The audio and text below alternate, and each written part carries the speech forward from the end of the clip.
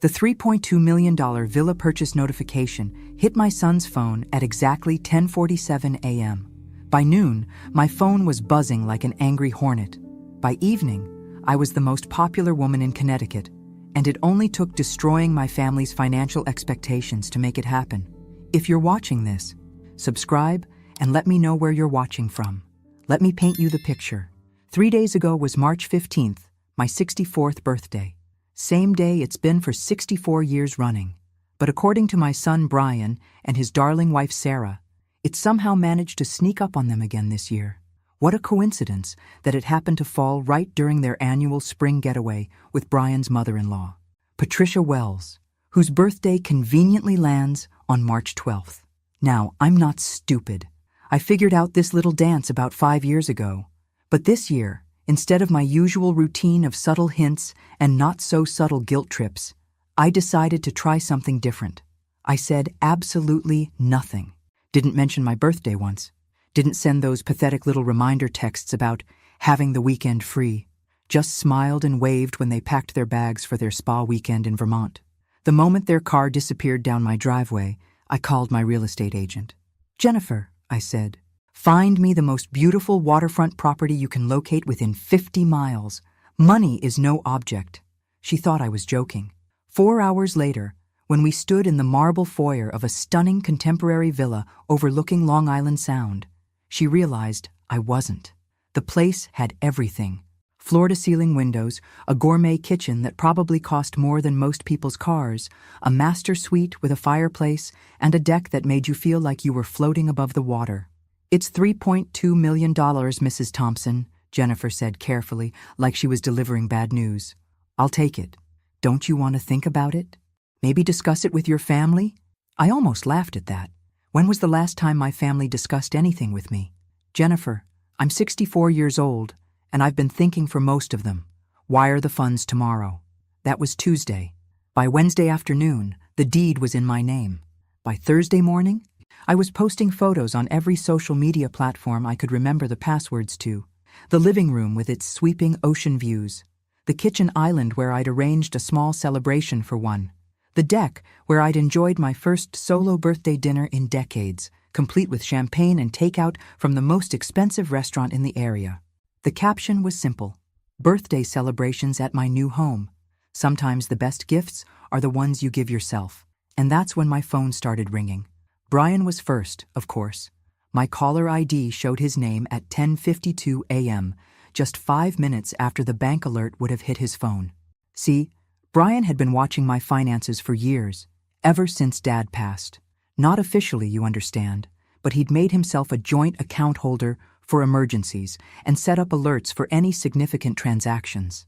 It was his way of keeping tabs on Mom, making sure I wasn't making any foolish decisions with my money. How thoughtful of him. I let it go to voicemail. The second call came from Sarah at 11:15, then Patricia Wells herself at 11:43, then Brian again at 12:02, 12:18, and 12:35. By 2 p.m., I had 17 missed calls and text messages ranging from concern to confusion to barely controlled panic. My personal favorite came from Sarah. "Mom Thompson, we're worried about you. This isn't like you.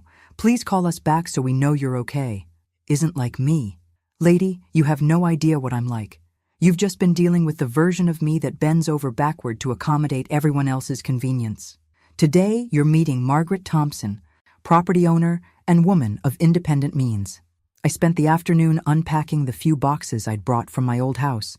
Personal items mostly. Photo albums, my grandmother's china, the quilt my mother made for my wedding. As I arranged my new life around me, I couldn't help but smile every time the phone rang. 23 missed calls by dinner time. The messages were getting increasingly desperate.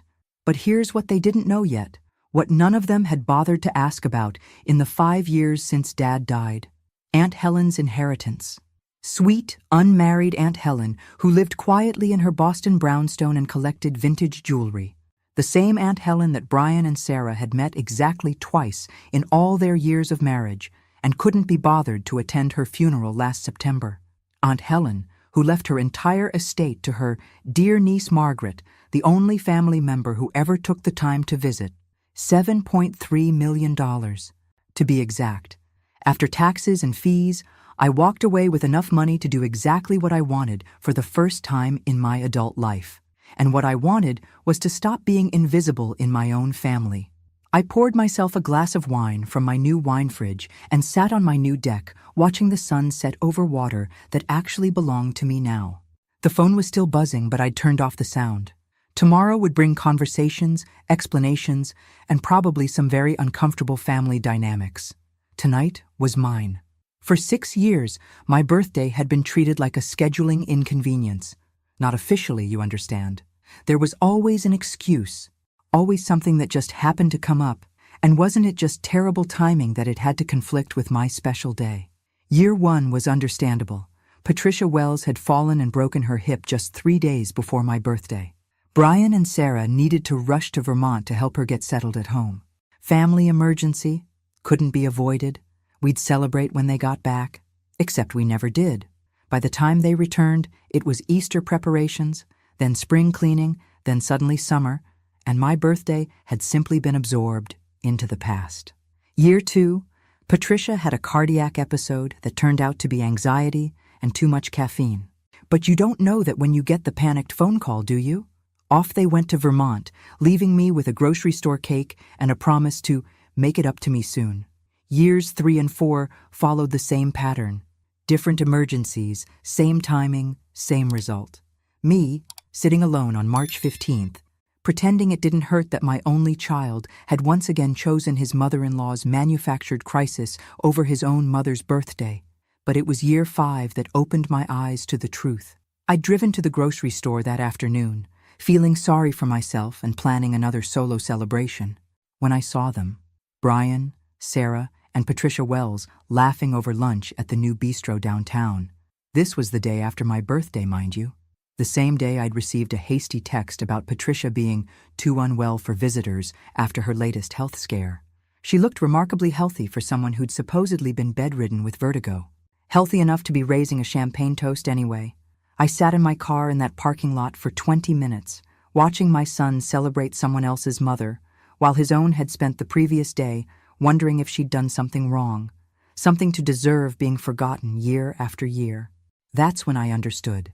This wasn't a series of unfortunate coincidences. This was a choice. Patricia Wells had decided that the second week of March belonged to her, and my son had decided that keeping his wife happy was more important than keeping his mother from feeling like a stranger in her own family. So this year, when March rolled around and I started seeing the familiar signs, the carefully casual mentions of Patricia not feeling well, and maybe we should plan something for later in the month, I made a choice too. I chose silence. Instead of my usual campaign of gentle reminders and hopeful suggestions, I said nothing. When Sarah mentioned they were thinking of visiting Patricia that weekend, I just smiled and said, "How nice for you." When Brian called to check if I had anything important planned for the 15th, I told him I was keeping my schedule flexible. They left Friday afternoon with guilty expressions and promises to call. I waved goodbye from my porch and immediately called Jennifer, my real estate agent. Now, sitting in my new villa with my feet up on furniture that had never seen the inside of a family gathering I wasn't invited to, I couldn't help but appreciate the irony. They'd trained me so well to be invisible that they'd forgotten to pay attention when I actually disappeared. My phone lit up with another call. Brian, for the 4th time this hour. This time, I answered. "Hello, sweetheart," I said, my voice steady and pleasant. "Mom, thank God. Where are you? What's going on? Jennifer from Coastal Realty called and said you bought a house? A $3.2 million house?" I did indeed. It's lovely, Brian. Waterfront property, just like I always wanted. There was silence on the other end. Then, "Mom, are you feeling all right? This is very unlike you." Unlike me.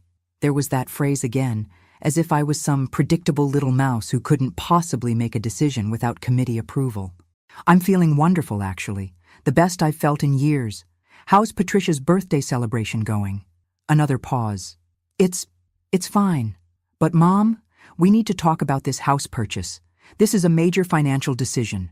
You should have consulted with us first." "Should I? Why?" Because you're not thinking clearly. You don't just buy a $3.2 million house on impulse." I walked to my new windows and looked out at the water. A sailboat was gliding past, its white sails catching the late afternoon sun. Who says it was an impulse? Mom, you can't afford this. Dad's life insurance was comfortable, but not $3.2 million comfortable. What were you thinking? And there it was, the assumption that had driven so much of our relationship over the past few years. Brian had decided that I was financially fragile, emotionally fragile, probably mentally fragile too. A woman who needed to be managed and protected from her own poor judgment. Brian, I said softly, there are quite a few things about my financial situation that you don't know. What's that supposed to mean? It means I'm not the helpless widow you've been treating me like, and this conversation is far from over. But right now, I have a new house to enjoy and a birthday to celebrate. Mom, wait. I hung up. The phone started ringing again immediately. I turned it off and poured myself another glass of wine. Tomorrow would bring more difficult conversations, but tonight was still mine. The inheritance that changed everything had been sitting in my bank account for 6 months before I even told Brian that Aunt Helen had died. I know how that sounds. What kind of person doesn't mention that a relative has passed away? But here's the thing about Aunt Helen. To my family, she barely existed. Brian had met her twice in his 38 years. Sarah had shaken her hand at our wedding and promptly forgotten her name. When I'd mention her in conversation, I'd get polite nods and vacant expressions. Helen was my father's sister, a woman who'd chosen career over marriage back when that was still considered scandalous. She'd worked her way up from secretary to vice president at a Boston insurance company, bought her brownstone in the 1980s when Back Bay was still affordable, and spent 40 years making quiet, intelligent investments. I was the only family member who visited her regularly. Every other month, I'd drive to Boston and we'd spend the weekend together. We'd go to museums, try new restaurants, walk through the public garden. She'd tell me about her travels, her art collection, her complicated relationship with our father, who'd never quite forgiven her for refusing to settle down properly. Helen was sharp, funny, and completely unapologetic about living life on her own terms. Everything I'd been raised to think women shouldn't be. When she was diagnosed with pancreatic cancer last May, I was the one who sat with her through chemotherapy appointments, the one who helped her organize her affairs when it became clear the treatments weren't working, the one who held her hand when she died on a quiet Tuesday morning in September. Brian and Sarah sent flowers to the funeral. They were at a wine-tasting weekend in Napa and couldn't possibly change their plans. After the service, Helen's lawyer, Marcus Reed, asked me to stay behind. Helen left very specific instructions about her estate, he said, handing me a sealed envelope. She wanted you to read this privately. Inside was a letter in Helen's precise handwriting. Dearest Margaret, if you're reading this, I'm gone, and you're probably sitting in Marcus's office trying not to cry in front of a stranger. Stop it. I lived exactly the life I wanted to live, and I have no regrets. What you need to know is this. I've left you everything. The house, the investments, the art collection, all of it. Not because you're my only living relative, but because you're the only one who ever saw me as a person rather than an obligation or an embarrassment. I've been watching your family dynamics for years, and I need you to understand something. That son of yours loves you, but he's been programmed by that wife and her mother to see you as a burden to be managed rather than a woman to be respected. They've convinced him that you're fragile, that you need their protection, that you can't be trusted to make your own decisions. It's a subtle form of control, and I've seen it destroy too many women our age. They make you doubt your own judgment, then swoop in to help by taking over your life bit by bit. Don't let them do it to you, Margaret. You're stronger and smarter than they've allowed you to be.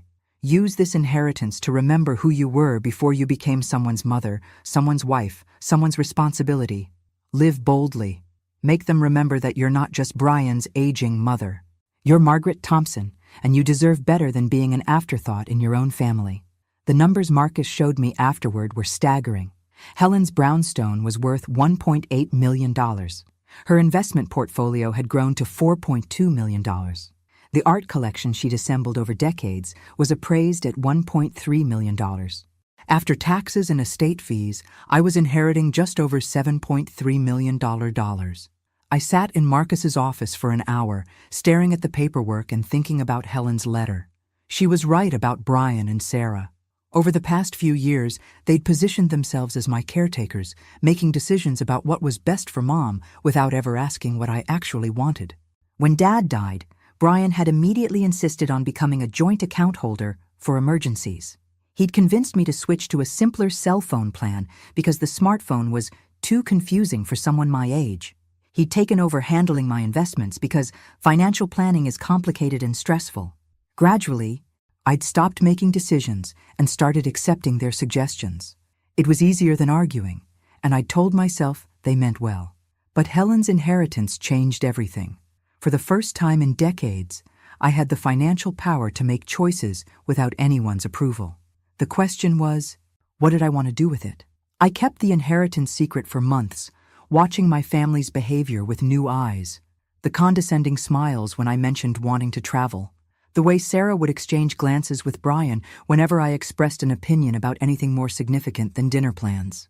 The assumption that I'd always be available to babysit, attend their events, and revolve my schedule around their convenience. And then came this March, with the familiar pattern of my birthday being sacrificed to Patricia Wells' latest drama, and I knew exactly what I wanted to do. I wanted to stop being invisible. The villa purchase was just the beginning. A statement that Margaret Thompson was no longer accepting a supporting role in her own life. Brian's panicked phone calls and Sarah's worried texts were proof that the message had been received loud and clear. But they had no idea what else was coming. Helen's brownstone was still sitting in my portfolio, along with several investment properties I hadn't mentioned. The art collection was in storage, waiting for me to decide where to display it. And the remaining $4 million was earning interest while I planned the next phase of my newly independent life. My phone buzzed with yet another text from Brian. "Mom, we're coming home early. We need to talk about this house situation. Don't make any more major decisions until we get there." I smiled and typed back, "Take your time. I'm not going anywhere." But I didn't mention that I was meeting with a financial advisor tomorrow to discuss expanding my property portfolio. Or that I'd made appointments with 3 different travel agents to plan the European tour I'd been dreaming about for years. Some surprises were worth waiting for. Brian arrived at my new villa at 7:30 a.m. Saturday morning, a full day and a half early from his Vermont getaway. He stood on my new front porch looking like a man who'd driven through the night, which, judging by his wrinkled clothes and bleary eyes, he probably had. "We need to talk," he said, without preamble. "Good morning to you too, sweetheart. Come in, I'll make coffee." He followed me through the marble foyer into the kitchen, his eyes darting around like he was cataloging evidence of my mental breakdown. I busied myself with the coffee maker, a gleaming stainless steel machine that probably cost more than his monthly mortgage payment. "Mom, this is insane. You can't just buy a $3.2 million house without discussing it with anyone. What were you thinking?" I measured coffee grounds carefully, taking my time. "I was thinking that I'm a grown woman with my own money who wanted to buy a house. Would you like cream with your coffee? Don't be flippant. This is serious. Do you have any idea what kind of financial commitment you've made? The property taxes alone on this place will be astronomical. About $32,000 annually," I said calmly. "Already budgeted for." Brian stared at me. "How could you possibly budget for that?" "Mom, Dad's life insurance was $400,000. Even with your savings and Social Security, you don't have this kind of money." And there it was, the moment I'd been waiting for. My dear son had been so busy managing my finances from his perspective that he'd never bothered to learn what my actual financial situation was. "Brian, when was the last time you looked at my bank statements? Actually looked, not just monitored for unusual activity." He paused, clearly uncomfortable. "I check for any large withdrawals or suspicious transactions. To protect you from scams or poor decisions. To protect me." How thoughtful. I poured coffee into 2 mugs and handed him one. "What you've been doing is monitoring my spending without understanding my income. What's that supposed to mean?" I sat down at the kitchen island, gesturing for him to join me. Through the floor-to-ceiling windows, Long Island Sound sparkled in the morning sun. A perfect day for uncomfortable conversations.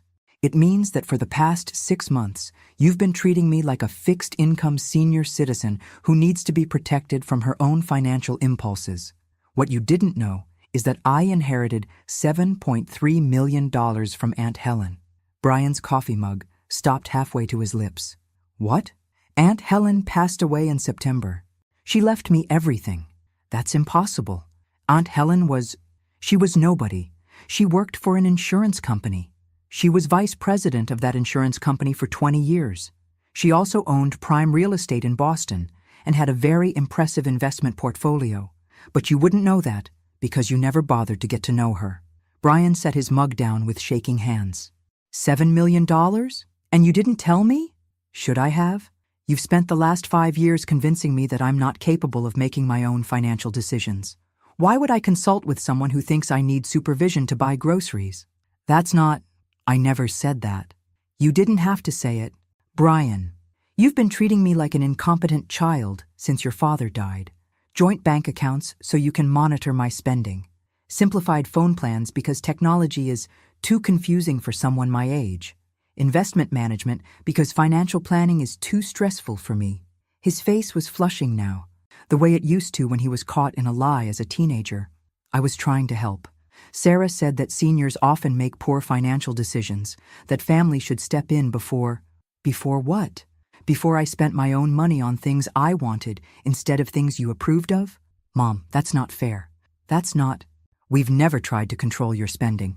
I laughed, and it came out sharper than I intended. Brian, you monitoring my bank accounts and questioning every purchase over $500 is literally the definition of controlling my spending. We sat in silence for several minutes. Brian stared out at the water, processing this new information. I sipped my coffee and waited. After 38 years of being his mother, I knew when to push and when to let him work through things on his own. Finally, he spoke. Why didn't you tell me about Aunt Helen? Because I wanted to see how you'd react to me making an independent decision. And your reaction has been exactly what I expected. Panic, anger, and the assumption that I'm not capable of managing my own life. I'm not angry, he said, though his voice suggested otherwise. I'm concerned. This house, it's not you, Mom. It's too big, too expensive, too flashy. Too flashy for what? For a widowed senior citizen who should be grateful for whatever attention her family deigns to give her? That's not what I meant, isn't it? When was the last time you asked me what I wanted, Brian? What I was dreaming about or planning for my future? When did you last treat me like a person with my own desires instead of a responsibility to be managed? He was quiet for a long time. When he finally looked at me, there was something different in his expression. Not anger anymore, but something that might have been recognition. I thought I was protecting you. From what? From living my own life? From making mistakes? From being taken advantage of? From the world changing too fast around you? I reached across the island and covered his hand with mine. Sweetheart, I raised you, managed your father's business affairs for 30 years, and navigated my way through becoming a widow. I think I can handle buying a house. Brian nodded slowly. Where's Sarah? Doesn't she want to see this place? I smiled, but it wasn't entirely kind. Sarah is back in Vermont with Patricia, extending their stay. Apparently my house purchase is exactly the kind of erratic behavior that Patricia warned her about. She thinks I might be having some sort of breakdown. Are you? If finally standing up for myself constitutes a breakdown, then yes, I suppose I am. The question is, are you going to support me? Or are you going to keep treating me like a problem that needs solving? Brian looked around my new kitchen, taking in the expensive appliances, the marble countertops, the view that probably cost more per square foot than his entire house. This is really what you want? This is really what I want. He nodded slowly. Then I guess we need to figure out how to make this work. It wasn't the ringing endorsement I'd hoped for, but it was a start. And for the first time since he'd arrived, Brian looked like my son instead of a financial advisor delivering bad news. That afternoon, we sat on the deck talking about things we hadn't discussed in years. My dreams for retirement, his worries about his own future, the ways we'd both changed since his father died. It was the most honest conversation we'd had in months, but I knew the real test was still coming. Sarah and Patricia would be back soon, and they weren't going to accept this new version of me nearly as easily as Brian was starting to. By Sunday evening, my phone had become a war zone of family drama.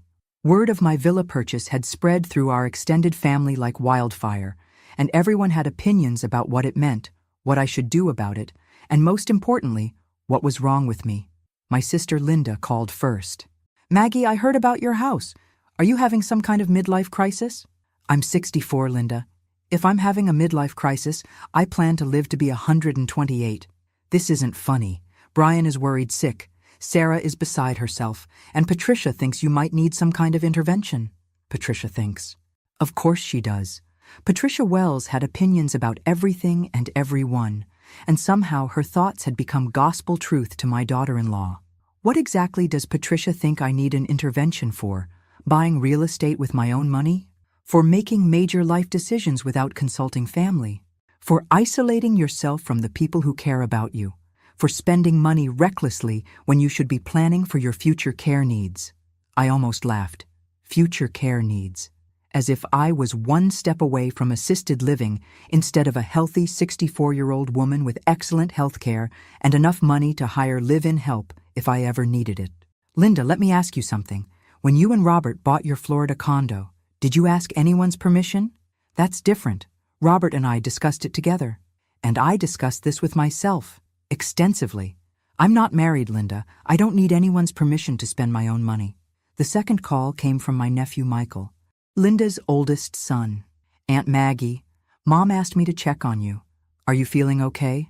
I'm feeling fantastic, Michael. How are you? I'm confused, honestly.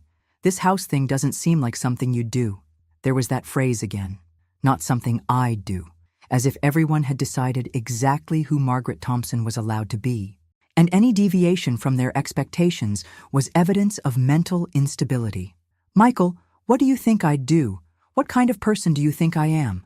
I think you're practical, conservative, someone who thinks things through carefully and doesn't make impulsive decisions. And you think buying this house was impulsive? Well, yeah, kind of. I looked out at my deck, where I'd spent the morning reading and drinking coffee while watching boats pass by on the Sound. I've been looking at waterfront properties for 2 years, Michael. I've been planning this purchase for months. The only thing that was impulsive was my timing. Why now? Though, why not wait until summer when you could look at more options? Because I got tired of being forgotten on my own birthday. Because I realized that if I waited for my family's approval to live my life, I'd die waiting. Because sometimes you have to do something dramatic to remind people that you exist. Because I found the perfect house and I could afford it. Sometimes life is that simple. The third call was the one I'd been dreading. Sarah, calling from Vermont with Patricia, undoubtedly listening in the background.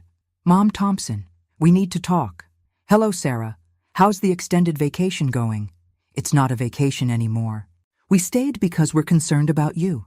Patricia thinks this house purchase might be a sign of cognitive decline. Patricia thinks. Again. And what do you think, Sarah? There was a pause. I think you're acting very unlike yourself. Maybe that's the point. What's that supposed to mean? Maybe I got tired of being myself, as you've all defined me. Maybe I wanted to see what would happen if I acted like someone with agency and financial independence instead of someone's elderly mother who needs constant supervision. Nobody's supervising you. Brian monitors my bank accounts. You and he make plans for family events without asking what I want to do. Patricia gives advice about my life decisions as if she has any say in them. If that's not supervision, what is it? Another pause. I could hear muffled conversation in the background. Patricia, no doubt, coaching Sarah on what to say next. We're worried about you making decisions this big without thinking them through properly. Sarah, I'm a grown woman with a graduate degree and 30 years of business experience. I think I can handle buying a house. A $3.2 million house, Mom Thompson. That's not just any house. No, it's not. It's the house I wanted, and I could afford it, so I bought it. Just like you and Brian bought your house because you wanted it and could afford it. That's different. We're younger. We have income. We consulted with financial advisors. I have income too. Quite a bit of it, actually. And I did consult with a financial advisor. Myself. The conversation went downhill from there. Sarah became increasingly agitated, clearly frustrated that her usual methods of managing me weren't working. By the time we hung up, she'd announced that she and Patricia were cutting their vacation short to come have a proper conversation about my living situation. The fourth call came from Brian, obviously having been briefed by Sarah. Mom, I think we need to sit down as a family and discuss this situation. What situation? The one where I bought a house I love with money I earned? The situation where you made a major life decision without considering how it affects the rest of us. And there it was, the real issue. Not that I'd made a poor decision, but that I'd made a decision that affected their plans for managing my life. Brian, how does my living in a beautiful waterfront home affect you negatively? It doesn't, but it's not about the house, Mom. It's about the pattern of behavior, the secretiveness about the inheritance, the impulsive purchase, the way you're shutting us out of important decisions. I'm not shutting you out of anything. I'm just not asking your permission to live my life. That's not what this is about, isn't it? Because from where I'm sitting, it looks like you're all upset that I stopped asking for approval before making choices about my own life. By the time I finished returning all the calls, messages, and texts, it was after 9 p.m. I poured myself a glass of wine and sat on my deck, listening to the gentle sound of waves against the shore. My family was in full crisis mode over my decision to buy a house. Not because the house was a bad investment, or because I couldn't afford it, but because I dared to make the decision independently. Because I'd stopped accepting the role of dependent elderly relative who needed their guidance and protection. Tomorrow, Sarah and Patricia would arrive full of righteous indignation and careful explanations of why I needed to reconsider my choices. They'd probably bring real estate listings for more appropriate housing options. They might even suggest that my judgment was compromised and that I needed more family oversight, not less. But tonight, I was sitting in my own home, on my own deck, drinking my own wine and making my own plans. And for the first time in years, I felt like myself again. The real Margaret Thompson. Not someone's mother, not someone's burden, not someone's responsibility to manage. Just me. Monday morning brought the invasion I'd been expecting. Sarah and Patricia Wells arrived at my front door at exactly 8 a.m., armed with folder of real estate listings, a stack of financial planning brochures, and expressions of deep maternal concern that didn't quite hide the underlying irritation. Patricia took one look at my marble foyer and sniffed. Well, it certainly is large. Good morning to you too, Patricia. Sarah, come in. I'll put on coffee. They followed me into the kitchen like a delegation from the Department of Poor Life Choices. Patricia's sharp eyes were already cataloging everything she'd use against me later. The expensive appliances, the imported tile, the view that probably cost more than she made in a year. Margaret, Patricia began, settling herself at my kitchen island like she was conducting an intervention. We need to discuss what's really going on here. What's going on is that I bought a house. Would you like cream in your coffee? Don't be glib. Patricia opened her folder and pulled out what looked like a carefully prepared presentation. This purchase represents several concerning patterns of behavior that Sarah and I have been discussing. Of course they had. My daughter-in-law and her mother had been analyzing my mental state like I was a case study in geriatric psychology. What patterns would those be? Sarah jumped in, clearly rehearsed. Secretiveness about major financial changes, impulsive decision-making, social withdrawal from family activities. And now this purchase that frankly seems designed to prove something rather than meet any actual housing needs. Interesting theory. What exactly do you think I'm trying to prove? Patricia leaned forward, her voice taking on the tone she probably used with difficult insurance customers. That you don't need family input on major decisions. That you're still capable of managing complex financial transactions. That you're not ready for the kind of guided living situation that would be more appropriate for someone your age. Guided living situation? I almost choked on my coffee. Is that what we're calling assisted living now? We're not talking about assisted living, Sarah said quickly. We're talking about age-appropriate housing with built-in community support systems. I looked at the brochures she'd spread across my counter. Sunnybrook Senior Living, Golden Years Community, Heritage Oaks Retirement Village, all featuring photos of silver-haired people playing board games and doing gentle yoga. These are all senior communities, Sarah. They're active adult communities with excellent amenities and healthcare partnerships. Patricia looked at several options before we came here today. Without consulting me, of course, because clearly Patricia Wells was now in charge of my housing decisions. How thoughtful of Patricia to research my living situation. I wasn't aware that was her responsibility. Patricia's smile grew tighter. Margaret, I've been watching this family struggle with these decisions for months. Brian is worried sick about your judgment. Sarah is exhausted from trying to balance her own family responsibilities with concern for your welfare. Something needs to change. You're absolutely right. Something does need to change. They both perked up, clearly thinking they'd made progress. What needs to change is this assumption that I require management by committee. I'm 64 years old, not 94. I have an advanced degree, business experience, and more money than most people dream of. I don't need Patricia Wells to research my housing options. Patricia's facade of maternal concern cracked slightly. Someone needs to provide some perspective on these decisions. You're obviously not thinking clearly. Because I bought a house you wouldn't have chosen for me. Because you bought a house that costs more than most people make in a lifetime without discussing it with anyone who cares about you. I discussed it with the person whose opinion matters most. Me. Sarah tried a different approach, her voice softer now. Mom Thompson, we're not trying to control you. We're trying to support you. But these recent changes, they're concerning. The secrecy about Aunt Helen's inheritance, this house purchase, the way you've been pulling away from family activities. Pulling away from family activities? Sarah, when was the last time I was invited to a family activity that wasn't built around someone else's convenience? We invite you to everything. You invite me to events after you've planned them, at times that work for your schedule, with activities you've chosen. When was the last time anyone asked what I wanted to do or where I wanted to go? Neither of them answered. Let me save you some time with your research, Patricia. I'm not moving into a senior community. I'm not accepting oversight of my financial decisions. And I'm not going to pretend that this conversation is about my welfare when it's really about your discomfort with my independence. Patricia's pretense of concern finally dropped entirely. Your independence? Margaret, you're being selfish and irresponsible.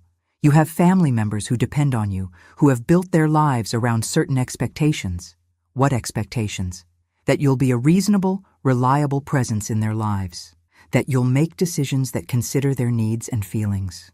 That you'll act like the mature adult they need you to be, instead of some rebellious teenager buying sports cars and getting tattoos. I almost laughed at the image of me as a rebellious teenager. Patricia, I bought a house, with my own money. How exactly does that affect your needs and feelings? It affects our ability to plan for the future, to know that you're safely settled and not making impulsive decisions that could impact everyone. And there it was, the real issue. Not my safety or my welfare, but their need to control my choices so they could predict my role in their lives. I see. So this is about your comfort, not mine. Sarah jumped back in, sensing that Patricia had revealed too much. It's about family, Mom Thompson.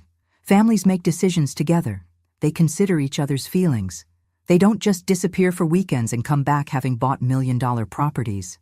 Sarah, when you and Brian bought your house, did you ask my opinion? That's different. How? Because you're our parent. We look to you for stability and consistency. And I've given you both of those things for your entire adult lives. But stability doesn't mean I never change, and consistency doesn't mean I never grow. I'm not a piece of furniture, Sarah. I'm a person with my own dreams and goals. We sat in uncomfortable silence for several minutes. Finally, Patricia gathered her brochures and stood up. Well, Margaret, I can see that you're determined to make this mistake. But when this house becomes too much to manage, when the isolation gets to you, when you realize that independence isn't the same thing as happiness, don't expect the family to just pick up the pieces. I wouldn't dream of it. Patricia, after they left, I sat in my beautiful kitchen, looking out at my beautiful view, thinking about Patricia's words. She was probably right that independence wasn't the same thing as happiness. But for the first time in years, I had the chance to find out what my version of happiness actually looked like. And that was worth more than all the family approval in the world. 2 weeks after Patricia's intervention attempt, I discovered something that changed everything I thought I knew about my family's financial situation. I was cleaning out Dad's old desk, finally ready to tackle the paperwork I'd avoided for 3 years, when I found a manila folder tucked behind the warranty information for appliances we no longer owned. The tab was labeled Brian Private in my late husband's careful handwriting.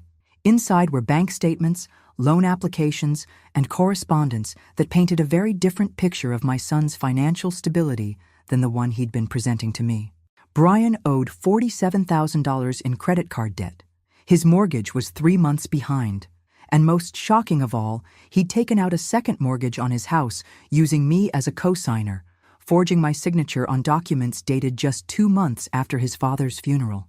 I sat in Dad's old chair, staring at the evidence of my son's deception, feeling like I was looking at a stranger's life. The Brian I knew was responsible, conservative with money, someone who'd inherited his father's careful approach to finances. This Brian was desperate, reckless, and apparently willing to commit fraud to solve his problems. The worst part wasn't the money, though. It was the dates. Every single financial crisis in these documents coincided with one of Patricia Wells' mysterious health emergencies.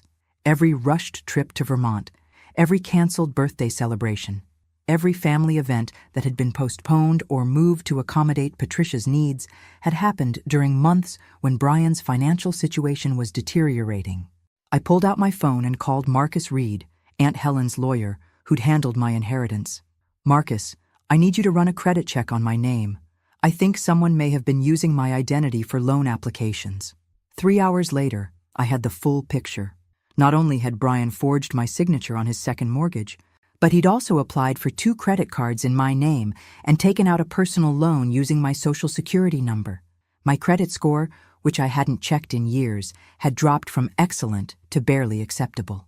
The doorbell rang as I was reviewing the credit report. Through the window, I could see a silver BMW in my driveway. Sarah's car. She stood on my porch looking nervous, clutching a small gift bag. "Mom Thompson, I hope I'm not interrupting. I brought you something from Vermont. A peace offering." I let her in, curious about this sudden change in tactics. She handed me the bag with an awkward smile. Inside was a snow globe featuring a charming Vermont inn and a card that read, "Thinking of you, Patricia. Patricia asked me to give you this. She feels bad about how things went the other day. How thoughtful of Patricia to think of me." I set the snow globe on the entry table. "Would you like some coffee?" "Actually, I was hoping we could talk about the house situation, but also about other things." We settled in the living room. Sarah perched on the edge of my new sofa like she was ready to bolt at any moment. "Mom Thompson, I owe you an apology. Patricia and we may have overreacted about the house purchase." "May have?" "Did overreact. It's just that Brian has been so stressed lately. And when you bought this place without telling him, he kind of fell apart." "Stressed about what?" Sarah's carefully composed expression flickered. "Work stuff. The usual pressures. You know how he is about money." I did know how he was about money, apparently better than I'd thought. "Sarah, how long have you known about Brian's financial problems?" The color drained from her face. "What financial problems?" "The credit card debt, the mortgage issues, the loans he's taken out using my name without my permission." I don't know what you're talking about." But her expression told a different story. Sarah knew exactly what I was talking about. The forged signatures, Sarah. The identity theft. The fact that every one of Patricia's health emergencies seems to coincide with Brian needing to avoid conversations about money. Sarah's composure cracked entirely. "He didn't mean for it to go this far. It started small. Just one credit card to get through a rough patch. Then Patricia really did get sick. And the medical bills? What medical bills? Patricia has excellent insurance. Not for the treatments she needed, the experimental therapies, the private specialists. Brian felt responsible because she's been so good to our family." I stared at my daughter-in-law, pieces of a puzzle clicking into place. "Sarah, exactly how much money has Brian given to Patricia Wells?" "It's not like that. It's not giving. It's investing." "Investing in what?" "Patricia has connections in the medical research field. She's been helping Brian invest in some promising treatments for her condition. When they pay off, we'll make back everything we've put in, plus returns." My blood went cold. "Sarah, Patricia Wells doesn't have connections in medical research. She was an office manager at an insurance company before she retired." "No, that's not. She has friends who work in pharmaceutical development. She's shown us the research papers, the projected returns. She's shown you fake documents to convince Brian to give her money he doesn't have. Money he's stolen from me to give to her." Sarah stood up abruptly. "That's not true. Patricia would never. She's been like a mother to me." A mother who's convinced you to enable your husband's financial crimes. Sarah, Brian has committed identity theft. He's forged legal documents. He's destroyed my credit rating to fund Patricia's lifestyle. You're wrong. But her voice was shaking now. Patricia wouldn't do that. She cares about our family. Patricia Wells has been systematically draining your family's resources for years while positioning herself as your savior. Every emergency, every crisis, every desperate need for funds has been carefully orchestrated. Sarah backed toward the door. I have to go. This conversation, you're not thinking clearly. The stress of the move, the isolation from family. Sarah, wait. But she was already gone, leaving behind the snow globe and a growing certainty that my family's problems ran much deeper than I'd imagined. I picked up my phone and called Marcus Reed again. Marcus, I need you to investigate someone for me. Patricia Wells, age approximately 70, last known address in Vermont. I want to know everything about her financial history, her family connections, and any legal issues in her background. May I ask why? Because I think she's been running a long-term con on my family, and my son has been stealing from me to finance it. 2 hours later, Marcus called back with information that made me feel sick. Patricia Wells wasn't Patricia Wells at all. Patricia Wells was actually Patricia Warren, and she had a criminal history spanning 3 states and 20 years. Marcus's research revealed a pattern that was as impressive as it was terrifying.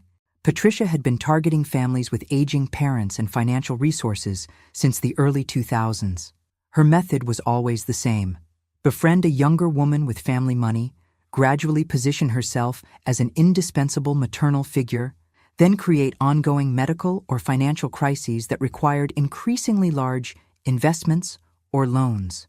She's been arrested twice, Marcus told me over the phone. Once in Florida in 2018 for elder fraud, once in North Carolina in 2015 for insurance fraud. Both cases were dismissed due to insufficient evidence or plea agreements. What about her relationship with Sarah and Brian? How long has this been going on? Based on the financial records you gave me, the first loan your son took out was in September 2019. That's also when the first Patricia Wells medical emergency appeared on your family calendar. 4 years. Patricia had been systematically destroying my son's financial life for 4 years, and I'd been so busy feeling sorry for myself about forgotten birthdays that I'd missed it entirely. Marcus, I need to know how much total money Brian has given her. Based on the loan documents and credit statements, approximately $180,000. But Margaret, there's something else you need to know. My heart sank. What? Patricia Warren isn't working alone. She has a partner, someone who helps her identify and research target families. Someone with access to personal information and family dynamics. Who? I'm still working on that. But whoever it is, they've been feeding her detailed information about your family's financial situation, your personality, your relationship with Brian and Sarah. This wasn't a random targeting. This was carefully planned. After I hung up, I sat in my beautiful living room looking out at the water, trying to process what I'd learned. My son was a victim, not a villain. He'd been manipulated by a professional con artist who'd spent years positioning herself as a trusted family member. But that didn't excuse the identity theft, the forged documents, the lies. The real question was, who was helping Patricia access our family's private information? My phone rang. Brian's name appeared on the screen. Mom, I need to talk to you. Can you come over? It's important. What's wrong? I can't explain over the phone. Please, just come. And don't bring anyone else. 20 minutes later, I stood in Brian and Sarah's living room, looking at my son's haggard face and wondering how I'd missed the signs of his distress. Mom, I need to tell you something, and you're going to hate me for it. Try me. I've been taking money from your accounts, forging your signature on loan documents, using your credit without permission. I sat down heavily on their sofa. How much, Brian? Everything. The mortgage, the credit cards, the personal loans. About $180,000 total. Why? He collapsed into his chair, burying his face in his hands. Patricia needed help with her medical treatments. Experimental therapies that her insurance wouldn't cover. She showed me the research, the projected outcomes. It was supposed to be temporary, just until her insurance appeals went through. Brian, Patricia Wells isn't who she says she is. He looked up, confused. What do you mean? I told him everything Marcus had discovered. The fake identity, the criminal history, the pattern of targeting families like ours. Brian's face grew paler with each revelation. That's impossible. Patricia has been part of our family for years. She introduced me and Sarah. She's the one who encouraged Sarah to pursue her graduate degree. She's been at every birthday, every holiday. She introduced you and Sarah? At a conference for financial planners. Sarah was there representing her company, and Patricia introduced us because she thought we'd hit it off. The pieces clicked into place with sickening clarity. Brian, what kind of conference? Estate planning and senior financial services. Patricia said she was there as a consultant. Did you meet Sarah before or after Dad's diagnosis? Right before. Why, oh God. Brian's face went white. You think Patricia targeted our family because of Dad's illness? I think Patricia researched our family thoroughly before she arranged for you to meet Sarah. She knew Dad was dying, knew I'd be inheriting money, knew you'd be in a position to access my finances after Dad passed. Brian stood up abruptly and walked to the window. Sarah doesn't know. She can't know. She genuinely cares about Patricia, trusts her completely. Or Sarah is working with her. No. Brian spun around. Mom, you can't think that. Sarah loves me. She loves our life together. Brian, how much does Sarah know about your financial situation? She knows we've been helping Patricia with medical expenses. She doesn't know about the loans, the forged documents, the identity theft. She doesn't know, or she's pretending not to know? We were interrupted by the sound of Sarah's car in the driveway. Brian looked panicked. Don't tell her we talked about this. Not yet. I need time to figure out how to explain everything. Brian, we don't have time. Patricia is running a sophisticated con operation, and Sarah might be part of it. She's not part of it. She can't be. The front door opened, and Sarah walked in carrying shopping bags and wearing a bright smile that didn't reach her eyes. Mom Thompson, I didn't know you were coming over. How nice. She looked nervous, I realized. More nervous than someone should be about an unexpected visit from their mother-in-law. Hello, Sarah. Brian and I were just having a conversation about family finances. Oh, her smile faltered slightly. Nothing serious, I hope. Actually, quite serious. We were discussing Patricia's medical expenses and how they've been impacting your budget. Sarah glanced at Brian, who was staring at her with an expression I couldn't quite read. Patricia's been going through a difficult time, Sarah said carefully. We're just trying to be supportive. Of course. It's wonderful that you've been able to help her with the experimental treatments. The treatments are showing real promise. Patricia says the doctors are very optimistic. Which doctors are those exactly? Another glance at Brian. I don't remember their names. Patricia handles all the medical appointments. And the research facility where she's receiving treatment? It's in Boston, I think. Or maybe Burlington. Patricia drives herself to most appointments. Every answer was vague, evasive, designed to end the conversation rather than provide information. I looked at my son, hoping he was finally seeing what I was seeing. Brian was staring at his wife like he'd never seen her before. That evening, I did something I hadn't done in years. I went through Sarah's social media accounts with the methodical attention of a private investigator. What I found made my blood run cold. Sarah's Instagram showed 5 years of happy family photos, but when I looked closely at the timeline, something was wrong. The earliest photos of her and Brian together were dated October 2019, but they claimed to have met at a conference in June 2019. Where were the photos from their early relationship? The casual dating pictures, the getting-to-know-you moments? Instead, their social media history began abruptly with photos that looked like they were already an established couple. Family dinners with Patricia prominently featured. Holiday celebrations where Patricia was clearly the center of attention. Wedding planning photos where Patricia was more involved than the actual mothers of the bride and groom. I scrolled through Patricia's Facebook page next. Her profile claimed she'd lived in Vermont her entire life, but her tagged locations told a different story. Photos from Florida, North Carolina, and Georgia, all within the past 10 years. Always with different families, always positioned as a beloved family friend or adopted grandmother.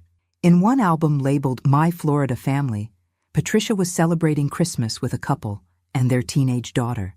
She was wearing the same necklace she'd worn to Brian and Sarah's wedding. In another album from North Carolina, she was at a graduation party, surrounded by young adults who called her Grandma Pat in the photo comments. The pattern was clear once you knew what to look for. Patricia inserted herself into families, became indispensable, then slowly drained their resources before moving on to the next victims. But Sarah's role in this was still unclear to me. Was she a victim like Brian, or was she Patricia's partner in crime? The answer came at 11:30 p.m. when my security system alerted me that someone was in my driveway. Through the window, I could see Sarah's car parked at the bottom of my drive with the engine running and the headlights off. She sat in the driver's seat for several minutes, clearly having a phone conversation. Then she got out and walked around the side of my house toward the deck. I watched from the darkness of my living room as she tried the sliding door that led from my deck into the kitchen. When it didn't open, she pulled out her phone and made another call. I couldn't hear the conversation, but her body language was agitated, frustrated. After 10 minutes, she returned to her car and drove away. The next morning, I called Marcus Reed. Marcus, I need you to run a background check on Sarah Mitchell. That was her maiden name before she married Brian. Any particular reason? I think she might be working with Patricia Warren. I need to know if Sarah is who she claims to be.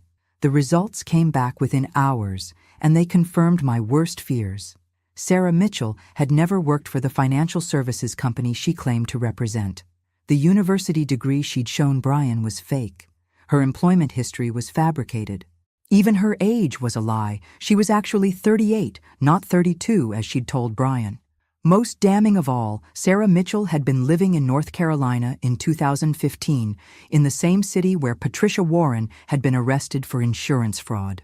Margaret, Marcus said when he called with the results, I think your daughter-in-law is Patricia Warren's daughter. The room seemed to tilt. Her daughter?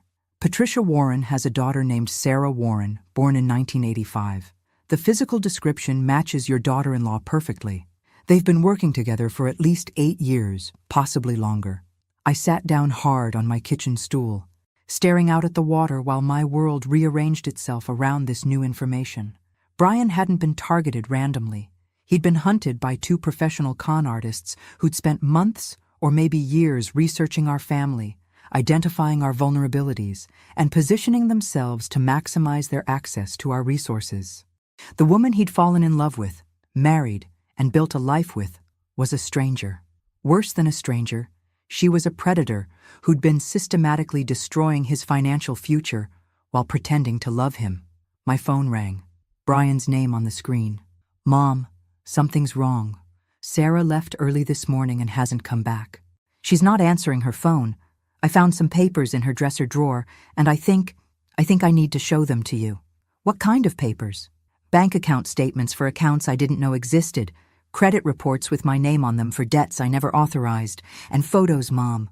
Photos of our house, our cars, documents from Dad's estate. It looks like she's been documenting everything. Brian, don't touch anything else. Don't move those papers. Don't call Sarah. Don't do anything until I get there. Mom, what's happening? What's going on? I'll explain everything when I see you. But Brian, you need to prepare yourself. Sarah isn't who you think she is. When I arrived at Brian's house, he met me at the door, looking like he'd aged 10 years overnight. In his hand was a manila folder filled with evidence that Sarah had been systematically documenting our family's assets, habits, and vulnerabilities for years. Bank statements showing regular transfers to accounts in Patricia's name.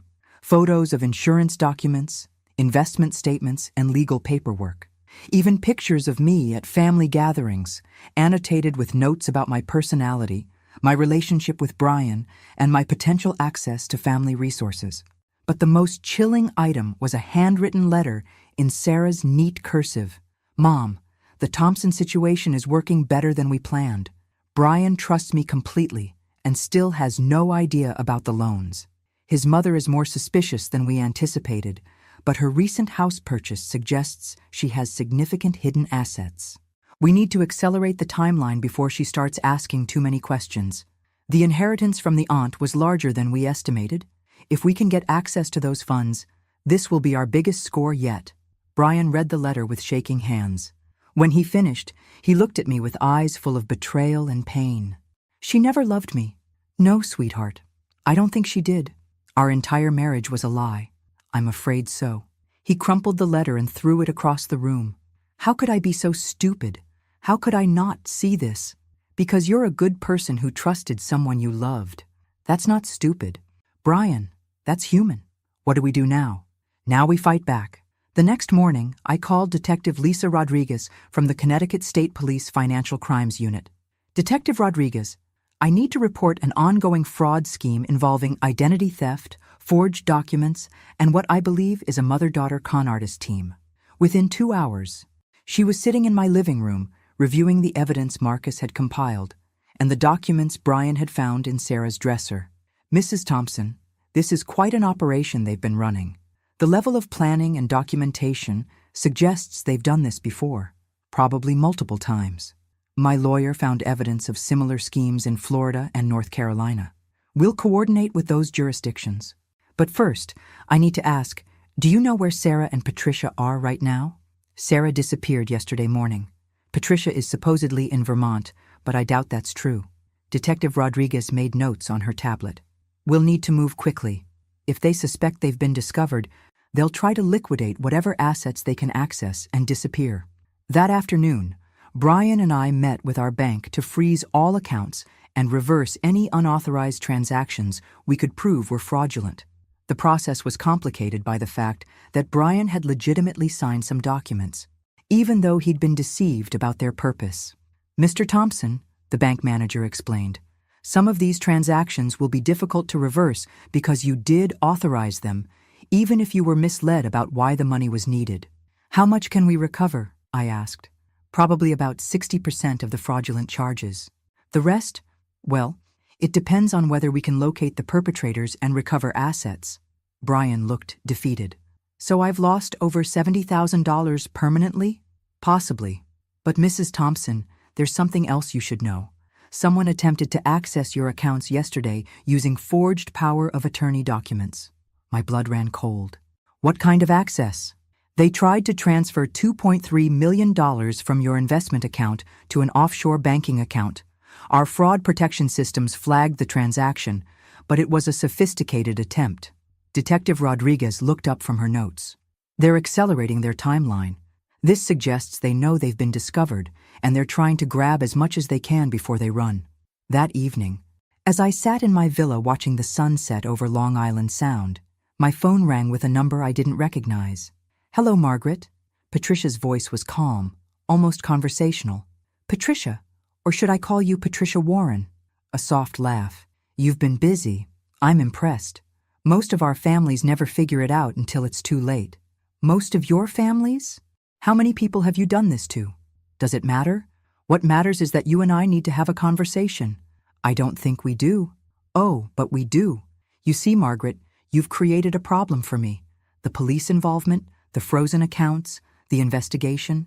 That's going to make things difficult for Sarah and me. Good. Not good. Actually, because here's what you need to understand. I know things about your family that you don't. Things that could be very embarrassing if they became public. My heart started racing. What kind of things? Your late husband's business dealings, for instance. Some very questionable tax strategies. Some partnerships that weren't entirely legal. Would you like me to share those details with the IRS or perhaps with the local newspaper? You're bluffing. Am I? Margaret, did you ever wonder why your husband left you such a large estate? Did you ever ask where all that money came from? I felt sick. My husband was an honest businessman. Your husband was a tax evader who used shell companies to hide income for 15 years. I have documentation that would destroy his reputation and probably result in significant tax penalties for his estate. Your estate, Margaret. The room was spinning. What do you want? I want you to call off the investigation. I want the frozen accounts released, and I want a cashier's check for $3 million as a gesture of goodwill. Or I release information that will destroy your family's reputation and probably land your son in prison as an accessory to his father's crimes. Brian doesn't know anything about his father's business, doesn't he? He signed a lot of documents over the years, Margaret. Power of attorney forms, investment authorizations, tax papers. If I can prove he knew about the illegal activities, he becomes criminally liable. My hands were shaking. You planned this from the beginning. I plan everything, Margaret. That's why I'm good at what I do. And if I pay you? Then Sarah and I disappear, and your family's secrets stay buried. Everyone wins. I need time to think. You have 24 hours. I'll call you tomorrow evening with wire transfer instructions. After she hung up, I sat in the darkness for a long time, trying to decide what kind of woman I was. The old Margaret would have paid, would have protected her family's reputation at any cost, would have sacrificed herself to keep Brian safe. But the new Margaret, the one who'd bought a $3.2 million villa and discovered her own strength, had a different idea. I called Detective Rodriguez. Detective, I just received a blackmail demand from Patricia Warren. I think it's time to set a trap. The trap we set was elegant in its simplicity. Detective Rodriguez arranged for me to wear a recording device during Patricia's final call. We also set up surveillance at 3 locations where Patricia might try to collect the money she'd demanded. But first, I had to have the hardest conversation of my life with my son. Brian, there are some things about your father's business that I need to tell you. We sat in my living room, the late afternoon sun streaming through the windows, while I explained about Dad's tax evasion, the shell companies, and the questionable business practices that had built our family's wealth. I found out about it 2 years before he died, I told Brian. He was terrified that the IRS would discover the hidden income, that we'd lose everything. He spent the last years of his life trying to legitimize the money through careful investments and charitable donations. Brian was quiet for a long time. Did you know when you were married to him? Not until the end. I handled some of the business paperwork, but he kept the illegal activities separate from the legitimate business. I signed documents without understanding what they really meant, like I did with Sarah. Exactly like that. Are we going to prison? Mom? I don't know, but I'm not paying blackmail money to find out.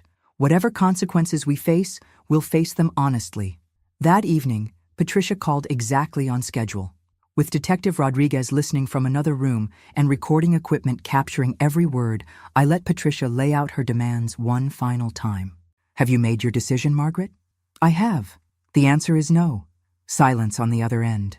Then, I don't think you understand the consequences. I understand them perfectly. You're going to release information about my husband's tax evasion. You're going to try to implicate Brian in crimes he didn't commit. You might succeed in destroying our reputation and costing us a lot of money. Then why are you refusing to pay? Because I'm done being afraid, Patricia. I'm done letting people control me with threats and manipulation. If my husband broke the law, then there will be consequences. If Brian and I have to face financial penalties or even criminal charges, then we'll face them. But I will not give you $1 more to maintain the illusion that my life is perfect. You're making a mistake, Margaret. Maybe. But it's my mistake to make. You'll regret this. I doubt it. You see, Patricia, you made one critical error in your assessment of my family. What's that? You assumed that I cared more about protecting my reputation than protecting my dignity. You were wrong. I hung up. Within hours, Patricia made good on her threats. The local newspaper received an anonymous package containing documentation of Dad's business irregularities. The IRS received copies of the same information. Brian and I spent the next week meeting with lawyers, accountants, and tax specialists.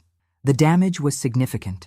I had to pay $1.8 million in back taxes and penalties.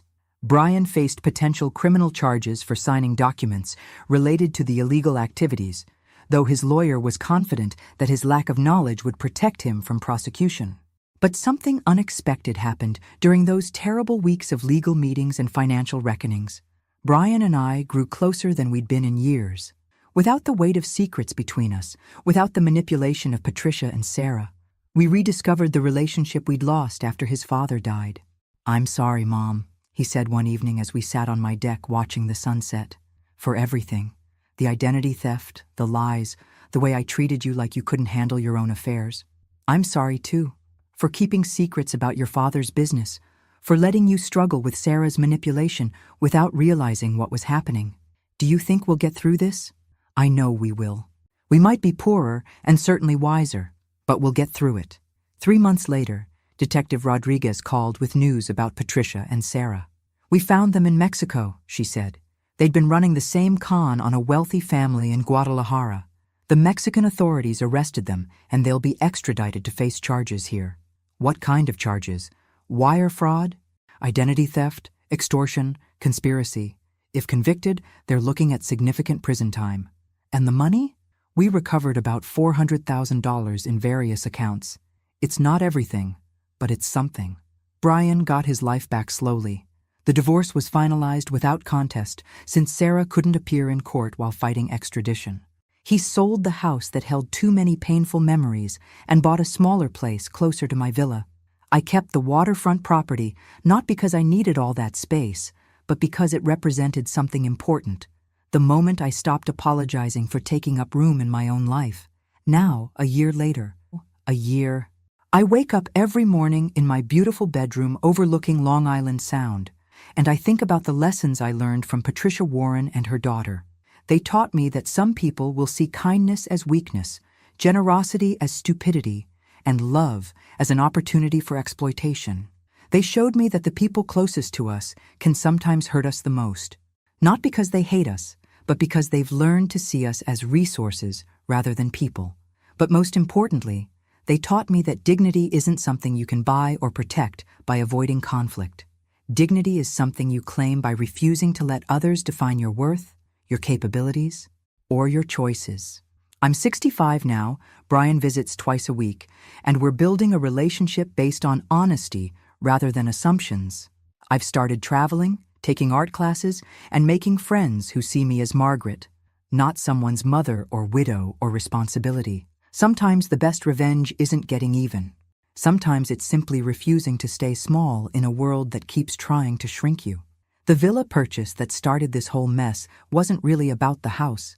It was about claiming space, demanding attention, and insisting on my right to exist as a complete person rather than a convenient afterthought. And thanks for listening. Don't forget to subscribe and feel free to share your story in the comments. Your voice matters.